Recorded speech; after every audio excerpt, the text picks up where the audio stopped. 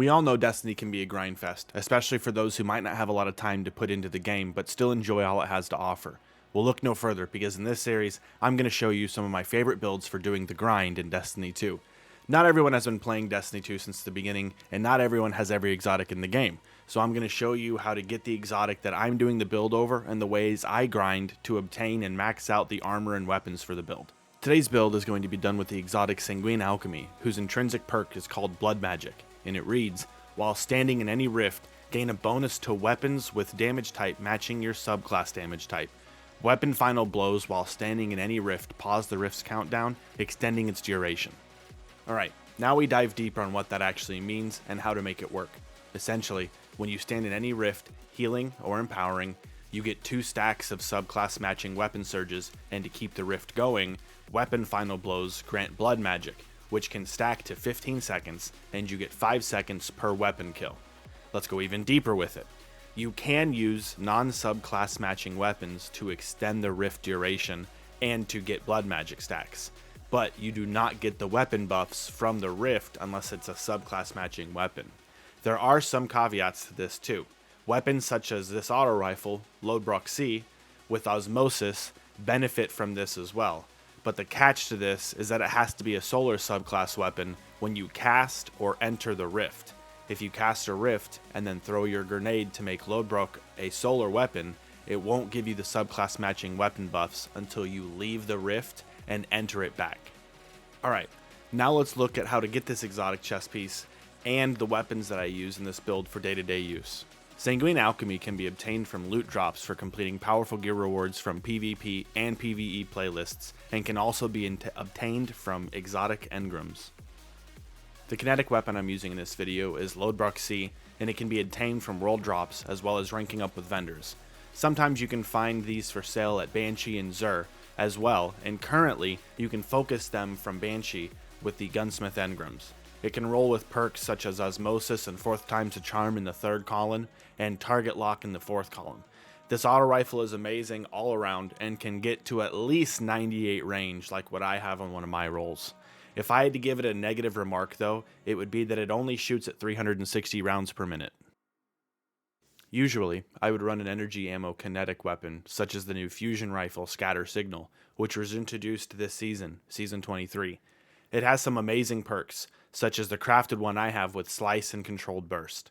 Slice debuffs the target by applying Sever, which is about a 30% outgoing damage debuff to the target affected, which is what we want for the seasonal artifact perk called Torch, which reads, while radiant, deal increased weapon damage to combatants affected by strand and stasis debuffs. We will go over that more in depth in a little bit. To get Scatter Signal, you will need to do the seasonal activities and get as many Wish engrams as you can get. Once you have at least 4 Wish engrams and 3,000 Glimmer, head over to the Spirit of Riven at the helm and go to the Wish engram decoding. There, as long as you have gotten Scatter Signal from doing the seasonal events, then you can get as many as you want to get, as long as you have enough Glimmer and engrams.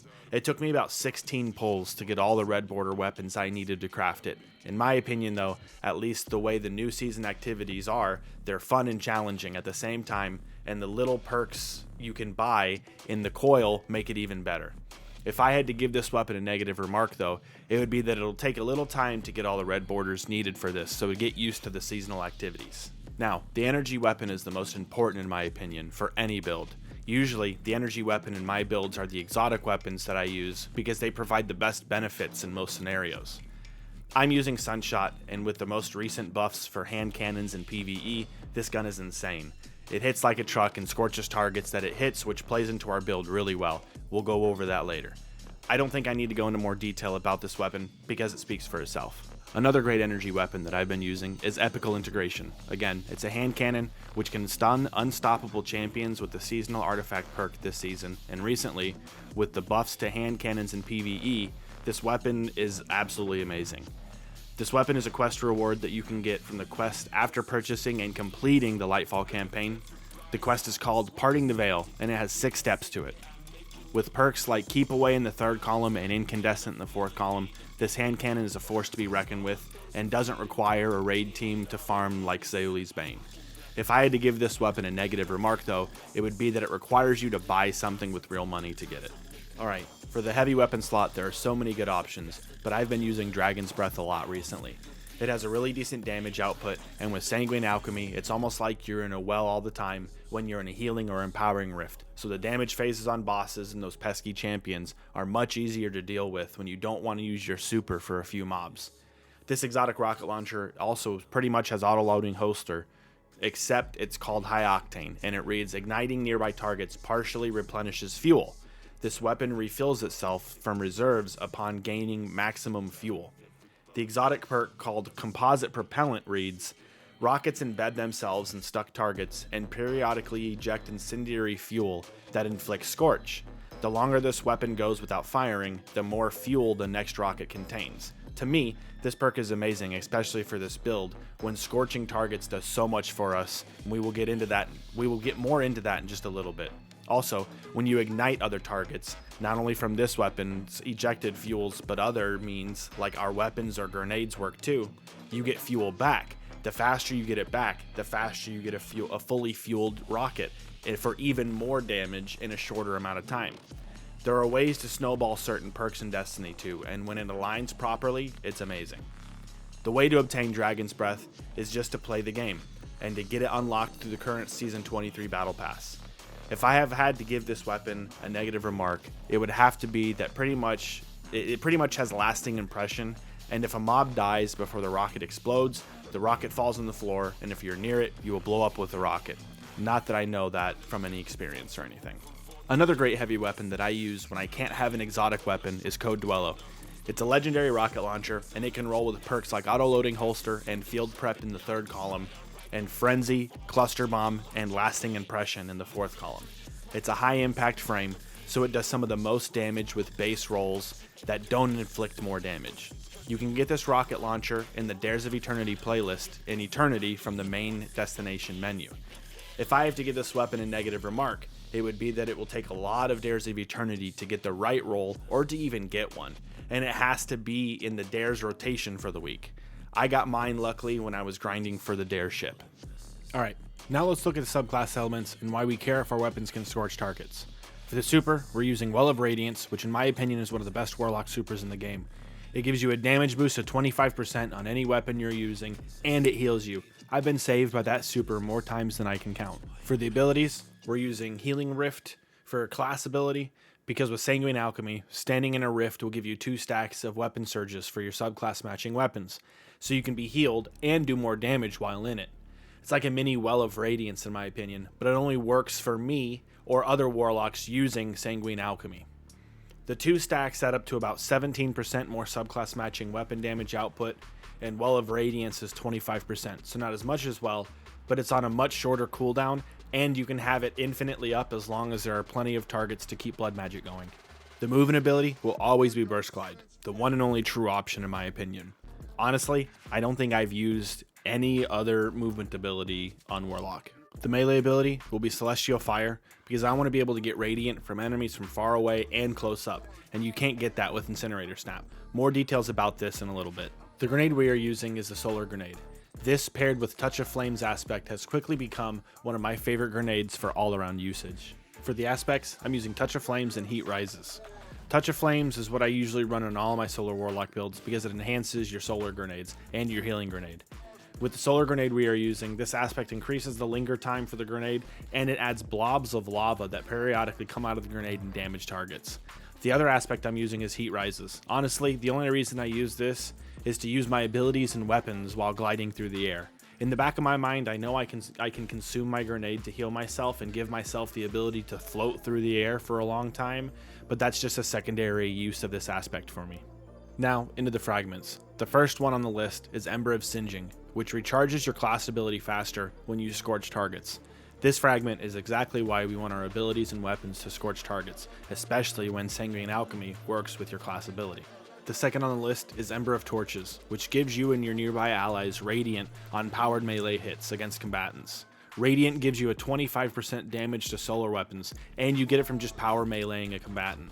Also, Radiant weapons are anti-barrier, so you can use this against barrier champions as well as those pesky Hydra shields and hobgoblins in the seasonal activities.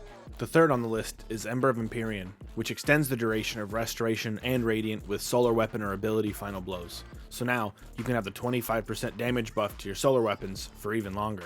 The fourth and final on the list is Ember of Searing, and it creates a fire sprite when you defeat a scorched target.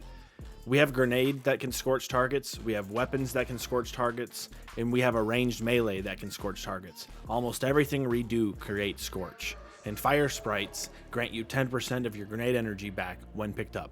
Now, onto the armor mods. You want to focus your attention on your resilience and max that out to 100 first, then look at recovery, then discipline. We want recovery second, because that is what our exotic affects in this build, and we want it back ASAP. We want discipline third, because our grenade can help us heal ourselves in sticky situations with heat rises.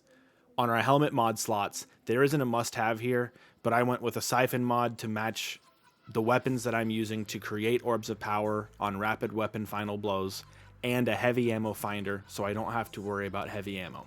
If I had to give you a must-have option here though, it would be Dynamo, because you're going to be getting your class ability back pretty fast, and when you cast it within 15 meters of an enemy, you get 2.5% of your super back with 1 mod and 4 back with 2 mods. It may not seem like a lot, but everything adds up. For the gauntlets, again, there isn't a must-have here I would say, but I'm running firepower so our grenade final blow spawn orbs of power, and a solar loader mod so my solar weapons reload faster. If I had to give you a must-have for this armor piece, it would be Bolstering Detonation, which gives you back class ability energy when you cause damage with a grenade, and our build revolves around our class ability. I'm not running it though, because I feel I get my class ability back fast enough without it, but feel free to use it if you'd like to. For the chest armor, I'm just running one of each main resistance mod to minimize damage I take by anything. You can change these out to be more specific for the activity if needed as well. If I had to give this armor piece a must-have mod though, it would have to be Charged Up, which would allow you to increase the max number of armor charge you have by 1. For the leg armor, you'd think you want to run weapon surges to match the solar weapons you're using, right? Well, think again. The bonus damage you get from Sanguine Alchemy does not stack with these leg mods. So, if you have 2 on your armor, and you stand in a rift giving you 2 more, you would only have the 2 stacks from the rift active. So use these for other weapons, like a Kinetic or another subclass weapon you're going to use. I'm using a Strand Weapon Surge mod to give a little bit more kick to my Strand Fusion Rifle or Auto Rifle in my Kinetic slot. The second mod is Recuperation, which replenishes health each time you pick up an Orb of Power. And for the third mod, I'm using Invigoration, which reduces your melee cooldown each time you pick up an Orb of Power. For the Warlock Bond, the must-have here is Time Dilation. It allows you to extend the duration of your armor charge to 15 seconds with 1 mod. The other mods I'm using are Double Bomber mods, and that reduces your grenade cooldown when using your class ability. All in all, I think this build is extremely fun to use and could be a contender when doing endgame content, so you always have a damage buff when you're either in a rift or just out and about gunning around with Radiant. If you enjoyed this video, please make sure you hit the like button, and if you think another Destiny 2 enjoyer would like this build, share it with them please. Make sure you subscribe and hit that bell to keep up to date when I post a new video, and as always, I'll see you in the next one.